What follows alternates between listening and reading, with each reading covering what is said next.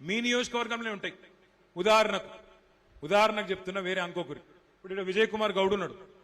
విజయ్ కుమార్ గౌడ్ అంబర్పేటలో ఒక ఓటు ఉండొచ్చు, అట్లాగే బాగంబర్పేటలో ఇంకో ఓటు ఉండొచ్చు. నేను విజయ్కి 2 ఇండ్లు ఉన్నాయని చెప్తలేను, మీరు ఆయన అపార్థం చేసుకున్నారు. నేనేం అంటలేను రవి, మళ్ళీ మీ ఆవిడకి చెప్పు లేనిపోని పంచాయతీ. ఒకవేళ దబ్బన ఉంటే ఒక ఓటు అంబర్పేటలు ఉండొచ్చు, ఇంకో ఓటు బాగంబర్పేటలు ఉండొచ్చు. ఇది ఒక రకమైన డబల్ ఓటు. రెండో రకం ఏంటంటే కొంతమందికి ఊర్లలో ఉంటుంది. మా సిరిసిల్లోళ్ళు కూడా ఇక్కడ చాలా మంది ఉంటారు అంబర్పేటలో. ఇగో మా రవీంద్రరావు ఉన్నాడు ఇక్కడికి, పోతుగల్ ఆయన. ఇగో ఈయన రవీంద్రరావు మా సిరిసిల్ల నియోజకవర్గమే, పోతుగల్ అని ముస్తాబాద్. ఇప్పుడు రవీంద్రరావుకు పోతుగల్లో ఒక ఓటు ఉండొచ్చు, ఇక్కడ ఒక ఓటు ఉండొచ్చు.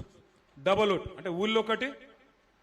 క్యా హువా రే భయ్, అచ్చా, ఊర్లో ఒక ఓటు, రెండోది ఇక్కడ ఒక ఓటు ఉండొచ్చు. అదొక తరీకా. అంటే ఆడొకటి ఈడొకటి. ఇక మూడోది, ఒక జిల్లాలో ఇక్కడ హైదరాబాద్ జిల్లాలో ఇంకో జిల్లాలో ఉండొచ్చు, కరీంనగర్ జిల్లాలో ఉండొచ్చు, సిరిసిల్ల జిల్లాలో ఉండొచ్చు. నాలుగోది, తెలంగాణలో ఒక ఓటు ఉండొచ్చు, ఆంధ్రాలో ఇంకో ఓటు ఉండొచ్చు. ఈ 4 తరీకల డబల్ ఓట్లు ఉండే అవకాశం ఉన్నది. ఆ లిస్టు మొత్తం నేను వెంకన్నకి ఇస్తా, కాలేరు వెంకటేష్ గారికి ఇస్తా. ఏ బూత్ లో, ఉదాహరణకు విజయ్ కుమార్ గౌడ్, విజయ్ నీ ఇంటి పేరేంద్రా? ఇంటి పేరేంద్ర?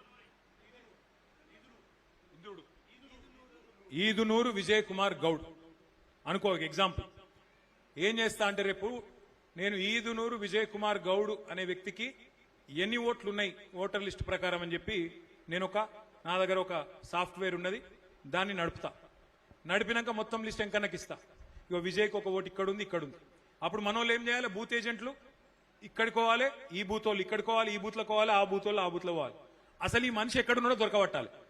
అసలు ఈ మనిషి ఉన్నాడా లేడా, ఇది ఉత్త ఓటా నిజం ఓటా, ఉంటే ఎందుకు డబల్ ఓటు ఉన్నది. నిన్న మొన్న ఒక లెక్క తీసినాం, మీరు నేను చెప్తే కొన్ని నమ్మరు. ఒక్కొక్క నియోజకవర్గంలో 20-25 వేల ఉత్త ఓట్లు ఉన్నాయి. అట్లాగే షిఫ్ట్ అవుతారు హైదరాబాద్. ఒకప్పుడు కేసీఆర్ గారు, మీకు చాలా మందికి తెలియదు, కేసీఆర్ గారు చదువుకునేటప్పుడు మీ అంబర్పేట నియోజకవర్గంలో ఉన్నాడు, ఇక్కడనే ఉన్నాడు. నింబోలి అడ్డలు ఉంటుండే, నింబోలి అడ్డలు ఉండి చదువుకున్నాడు కేసీఆర్ గారు ఉస్మానియా యూనివర్సిటీలో. ఆ టైంలో అంటే ఆయన లెక్క చదువుకుంటందుకు వచ్చిన వాళ్ళు ఉంటారు. అట్లాగే వృత్తి కోసం, పని కోసం ఈడికెళ్ళి ఆడికెళ్ళి ఈడికి చదువు కోసం మారుతూనే ఉంటారు కిరాయిన్లలో ఉండేటోళ్ళు. అట్లా చాలా మంది ఏమైతాయి, పాత ఓటు ఇక్కడనే ఉంటుంది, కొత్త ఓటు ఇంకొక ఆడు ఉంటుంది. అట్లా షిఫ్ట్ అయిపోయిన ఓట్లు కూడా ఉంటాయి. అట్లాగే ఇంకొకటి ఏముంటుందంటే కొంతమంది చనిపోయి ఉండొచ్చు, వాళ్ళ ఓట్లు తీసేయాలి. అట్లాగే కొంతమంది 18 ఏళ్ళు నిండుతాయి. ఇదివరకు చేసినప్పుడు 2024 ఎలక్షన్ అయినప్పుడు 16 ఏళ్ళు ఉండొచ్చు, ఇప్పుడు 18 ఏళ్ళు వచ్చినాయి, వాళ్ళ ఓటు రాయించాలి. ఎస్ఐఆర్లో 4 పనులు చేయాలి. కొత్త ఓట్లు రాయించాలి, 18 ఏళ్ళు నిండితే కొత్త ఓటు రాయించాలి. రెండవది, ఎక్కడన్నా ఎవరైనా చనిపోతే వాళ్ళ ఓటు తీయించాలి. మూడవది, ఎవరిదన్నా ఓటు మైగ్రేట్ అయితే అంబర్పేటకి వెళ్ళి ఎల్బీ నగర్కి పోయినరనుకో, ఇక్కడ తీయించాలి, అక్కడ రాయించాలి.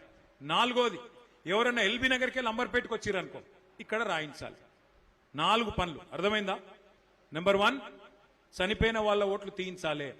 నెంబర్ 2, 18 ఏళ్లు నిండిన వాళ్ళ ఓటు రాయించాలి. మూడవది, ఇక్కడికి వెళ్ళి ఎవరైనా వేరే కాడికి పోతే వాళ్ళ ఓటు తీయించాలి. నాలుగోది, ఎవరైనా వేరే కాడికి వెళ్ళి మీ దగ్గరికి మైగ్రేట్ అయితే ఇక్కడ రాయించాలి. ఈ 4 జరగాలి. हाँ, एक खौफ है हमारे भाइयों में, खास हमारे माइनॉरिटी भाइयों में बहनों में खौफ है कि भाई हमारे वोट निकाल देंगे क्या। मैं आपको वादा कर रहा हूं, आपके साथ एक गुलाबी झंडा जब तक है आपकी वोट महफूज है। हर मोहल्ले में, हर बूथ में हमारे पार्टी के लीडर आएंगे, आपके साथ रहेंगे, आपके कागजात देख लेंगे, और जिस किसी के पास भी हर कागज है, हर चीज आपके पास है, आपको कोई तकलीफ नहीं होगा।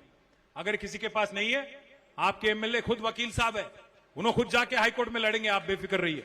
आपके एमएलए साहब खुद वकील है, उन्होंने खुद इंसाफ के लिए आपके लिए लड़ेंगे।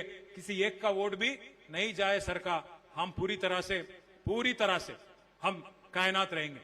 और एक बात भी मैं कहना चाहता हूं, ఎస్ఐఆర్ ఎప్పుడు స్టార్ట్ అవుతుంది అంటే మనకు మీకు అంబర్పేట